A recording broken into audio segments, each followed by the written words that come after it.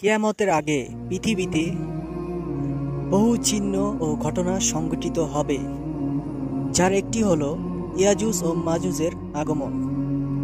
ইসলামী বিশ্বাস অনুযায়ী এই দুটি জাতি হবে অদ্ভুত আর ভয়ানক। তারা হবে অনেক শক্তিশালী এবং হিংস্র প্রকৃতির।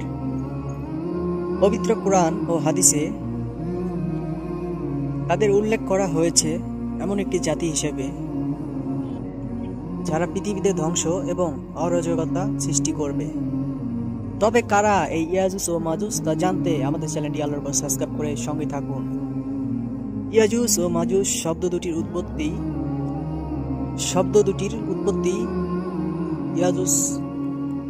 ইয়াজুজ ও মাজুজ শব্দ দুটির উৎপত্তি উজার শব্দ থেকে, যার অর্থ শুকনা বা কর্কশ।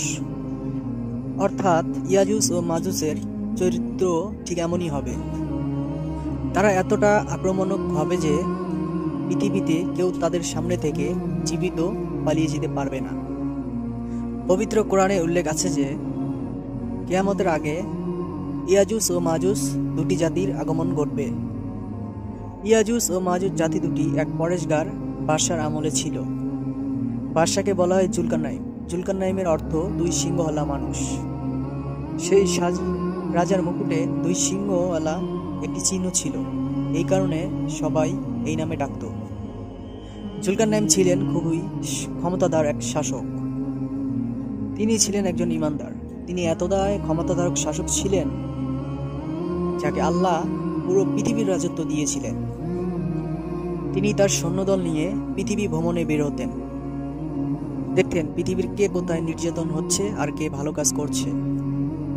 তিনি তার জীবন পার করেছেন ন্যায় বিচার প্রতিষ্ঠা করতে এবং ন্যায় বিচারের মধ্যে। তার এমনই একটি ভ্রমণ কাহিনী আল্লাহ রাব্বুল আলামিন সূরা কাহাফে বর্ণনা করেছেন। আল্লাহ বলেছেন যে একদিন তিনি এতটাই দূরে চলে গিয়েছিলেন যে সেখানে কোনো মানব সভ্যতায় ছিলেন না। সেখানে দুটি পর্বতের মাঝে তিনি এক জাতিকে দেখলেন, যাদের ভাষাও তিনি বুঝতে পারছিলেন না, কারণ তারা জাতি থেকে এতটাই দূরে ছিল, তাদের ভাষাও দুর্ভোগ ছিল।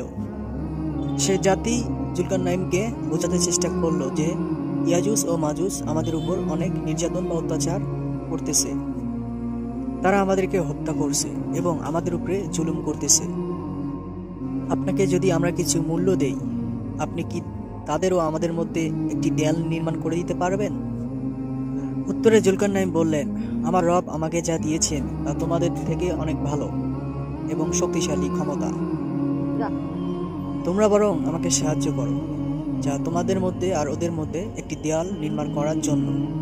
এবং তিনি তাদের লোহার টুকরো আনতে বললেন এবং সেই লোহার টুকরোগুলো তিনি দুই পর্বতের মাঝে রাখলেন এবং তাতে আগুন ধরিয়ে দিলেন। সেই আগুন এতটাই বড় ছিল যে লোহার টুকরোগুলো গলে গেল এবং সেখানে লোহার এক দেয়াল তৈরি হয়ে গেল।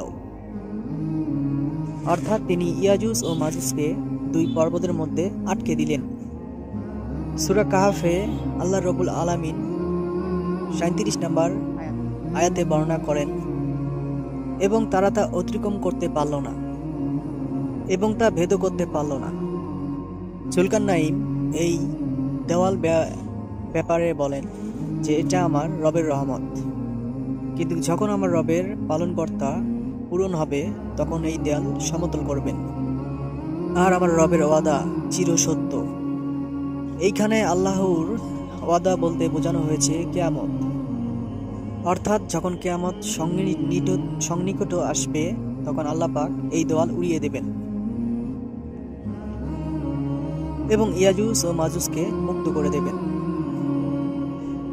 হযরত নবী মুহাম্মদ সাল্লাল্লাহু আলাইহি সাল্লাম কিয়ামতের যে 10টি আলামতের কথা বলেছেন তার অন্যতম একটি হচ্ছে ইয়াজুজ ও মাজুজের আগমন। ভিডিওটি যদি ভালো লেগে থাকে, ইসলামিক ভিডিও, চ্যানেলটি অবশ্যই শেয়ার করবেন, ভিডিওটি শেয়ার করবেন এবং লাইক করবেন। কমেন্টে জানাবেন নেক্সট ভিডিও পেতে আপনার আগ্রহী কিনা। আমাদের আলোর পর চ্যানেলটি সাবস্ক্রাইব করে সঙ্গে রাখবেন। অবশ্যই ভিডিওটি শেয়ার করতে ভুলবেন না। আল্লাহ হাফেজ।